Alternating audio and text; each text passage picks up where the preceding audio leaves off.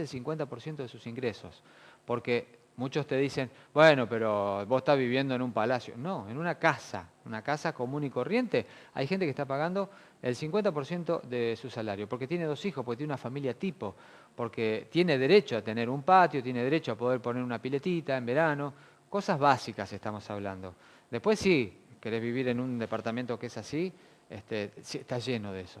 Están construyendo. Si te quedás parado en una esquina, te construyen arriba, porque están haciendo de todo. En lugares cortitos así, donde había una casita, hacen todo un edificio. Seba Artola, muchas gracias por venir. No, por favor, gracias por la invitación. Bueno, algunos de los puntos, si bien, bueno, ya más o menos estuvo publicado, pero a veces decirlo también nos da... Ah, ¿tenemos una plaquita? Bueno, a ver, ¿podemos mostrarlo? Bueno, ahí está, dice. Estas son cuestiones que Seba Artola ayer lo publicó inmediatamente en Facebook y es lo mismo. Es lo mismo. Bueno, se terminan los aumentos escalonados, dice, ya que la actualización de los precios solo podrá realizarse anualmente si la inflación proyectada supera el 10%. ¿Cómo sería esto? A ver, nos detenemos ahí. Aclaro el primer punto que Sí. se pasó rápido, que los dale. contratos con fines de vivienda pasan de 2 a 3 años. 2 a 3 años, ahí está. Eso, el primer punto, que es, digamos, una demanda y un reclamo que veníamos sosteniendo de hace tiempo, y la verdad que genera una estabilidad, te da más respiro, porque vos tenés que sacar a lo mejor un crédito para pagar todos los gastos. Exactamente, ¿no? Y a su vez te da una proyección, estabilidad, previsibilidad, y te evita que cada 2 años tengas que volver no solo a alquilar o mudarte, sino a pagar una comisión, sellado, o sea... No terminaste de pagar un crédito a lo mejor que sacaste anterior para poder pagar eso, y ya tenés que volver a sacar otro. O sea que la extensión pase de 2 a 3 años es un avance importantísimo en este sentido. El segundo punto tiene que ver con que las actualizaciones ahora solo pueden ser anuales, no escalonados, porque en muchas situaciones tal vez se daba que te ajustaban semestralmente el costo del alquiler. Eso ahora taxativamente es ilegal, pero solo puede ser haber un ajuste anual si la inflación proyectada oficialmente supera el 10%. Si la inflación proyectada oficialmente desde el Estado Nacional no supera el 10%, no puede haber ajuste anual, aumento anual del alquiler. Ajá. En caso que la inflación estimada supere el 10%, y en el contexto que vivimos esto se está dando, ese valor se establece a través de un índice promedio entre costo de vida y salario, como parámetro para definir cuál es el porcentaje de aumento del alquiler anual, y no como hasta ahora, que se venía haciendo según los antojos del mercado, según lo que se le ocurría a la inmobiliaria, claro, y no había ningún tipo de referencia, salvo el número que te imponía el masomenismo. Exactamente. Más o menos te voy a cobrar tanto. Y que eso, digo, en todos los estudios de los últimos 15 años, siempre estuvo muy por encima del costo de vida promedio y del salario promedio. Incluso en este año, que hemos tenido una espiral inflacionaria terrible, que se comió el poder adquisitivo, el salario y los bolsillos, los aumentos de los alquileres siguieron estando por encima de la inflación del 2016. Sí. Bueno, el otro punto que tiene que ver con los impuestos que tienen las propiedades. Exactamente. Que ha sido una vivada durante todo este tiempo. Exactamente, porque digo, la actual legislación establece que los impuestos que gravan la propiedad, en el caso de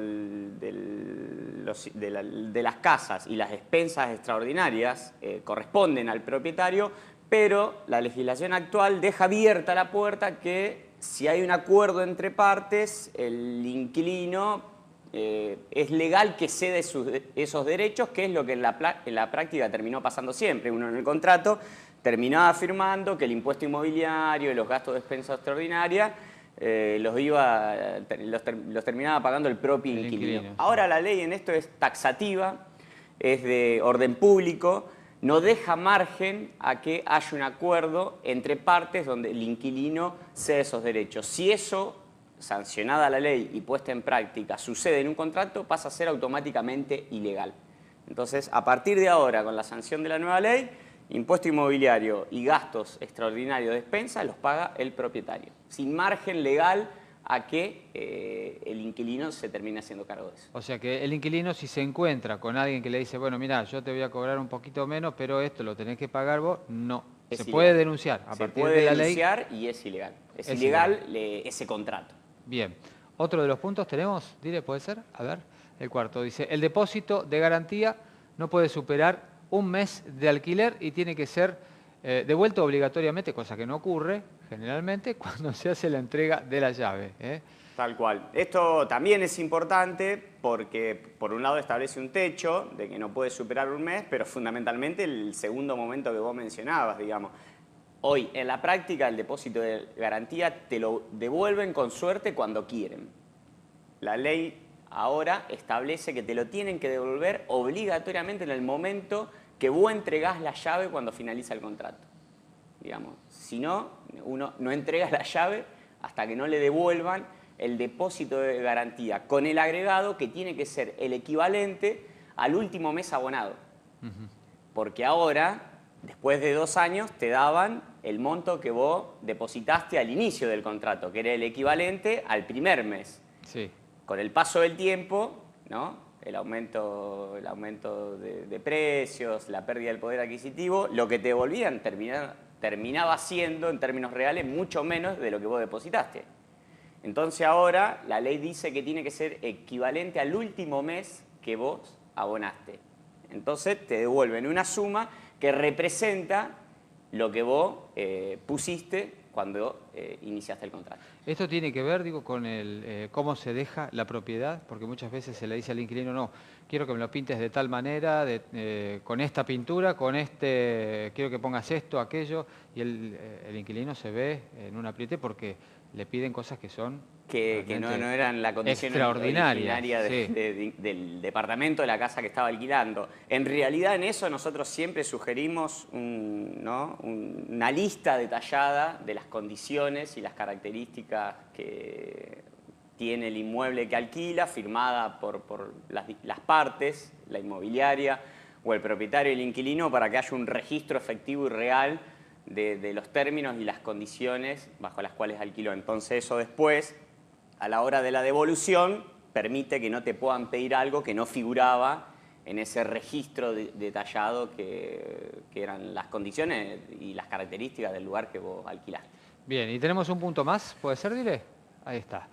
La rescisión del contrato por parte del inquilino puede realizarse en cualquier momento y no a partir de los 6 meses como es hasta ahora, pagando el equivalente de 1 mes y medio en el primer año y 1 mes en el segundo y tercer año. La segunda parte sigue siendo igual y la primera habilita esto, ¿no? La posibilidad de que si vos alquilaste un lugar y sobre la marcha te encontraste que tenía una cantidad de problemas, déficit y no encontrás una respuesta, tenés la posibilidad de no tener que esperar los primeros 6 meses para rescindir el contrato, ¿no? Es básicamente habilita esa oportunidad que hasta ahora, digo, y son consultas que nos llegan a la Defensoría recurrentemente. ¿Cuándo puedo rescindir? Porque o se me dio la posibilidad de encontrar un lugar mejor o es insostenible el estado en el que está el inmueble y me quiero mudar cuanto antes y no quiero esperar los 6 meses.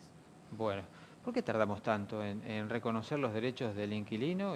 Porque siempre fue para el lado del propietario. Sí, la realidad es que la legislación nacional hasta este proyecto garantizaba solo los intereses de los propietarios, de las inmobiliarias, y no había un amparo de los derechos de los inquilinos. Por eso decimos es un enorme paso concreto, ¿no? Son un conjunto de reivindicaciones mínimas, no es que la lucha sigue, ahora tenemos que lograr que se aprueben diputados y hay una cantidad de cuestiones por las cuales tenemos que seguir trabajando y generando iniciativas, propuestas que no están contenidas en el actual proyecto, pero sí es un paso significativo, histórico, porque por primera vez vamos a contar con una legislación que ampara y contiene derechos de los inquilinos y pone freno al abuso de las inmobiliarias. Es una muy buena en un contexto muy difícil, donde todos los días nos enteramos de una mala noticia para el pueblo en general, los trabajadores, los sectores más postergados, de las clases medias. Lo de ayer creo que es también significativo en este sentido, porque se da en un contexto nacional difícil y particularmente en el tema habitacional, alquileres, en un año donde la problemática se había agudizado muchísimo. Digo, si ya el mercado inmobiliario venía desregulado y eso explicaba la enorme desigualdad en el acceso a la vivienda, el abuso de las inmobiliarias, este año se le sumó a la desregulación del mercado inmobiliario, la desregulación del mercado en general y el corrimiento del Estado, ¿no? Entonces eso llevó a que el alquiler se disparara aún más que el salario promedio, que el costo de vida, que la dificultad de acceder a un departamento con condiciones mínimas cada vez era más difícil, que la problemática habitacional en general se haya deteriorado en nuestra ciudad, sobre todo, en el resto del país también. Así que se haya avanzado con esta media sanción en el Senado marca un paso significativo y abre, digo, la posibilidad de dar de lleno a la gran discusión de fondo, ¿no? Que es lo que nosotros venimos planteando en Rosario desde hace un tiempo largo, con la presentación de los proyectos de ordenanza para la creación de la Defensoría Pública del Inquilino en el marco del Estado Nacional, la tasa al inmueble ocioso, que es volver a poner a la vivienda como un derecho y no un negocio, volver a instalar y situar el alquiler como un servicio público de primera necesidad y no como un contrato entre privados que debe quedar librado a los antojos del mercado y, en consecuencia, generar un compromiso del Estado en los 3 niveles con políticas públicas activas que promuevan efectivamente el acceso a la vivienda y que generen condiciones en el mercado de alquiler más justas y equitativas. Así que creo que de fondo abre una enorme posibilidad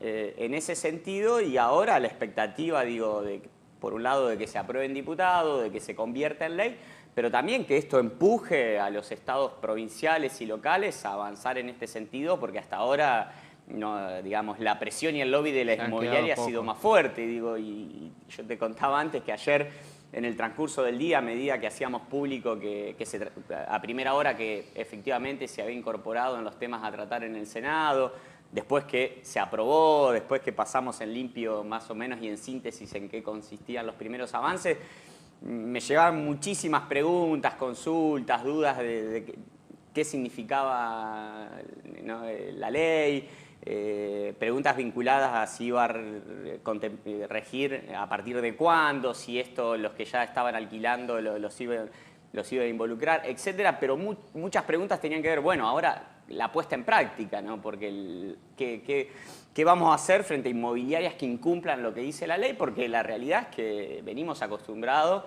a un mercado inmobiliario donde las inmobiliarias mayoritariamente se manejan con absoluta impunidad, sabiendo que nadie las controla. Y para nosotros, digo, cobra más sentido que nunca la creación de la Defensoría Pública del Inquilino en el marco del Estado local, porque es la herramienta que tiene que controlar y sancionar a las inmobiliarias que incumplan la ley y defender y acompañar a los inquilinos en el efectivo ejercicio de los derechos que la nueva ley consagra.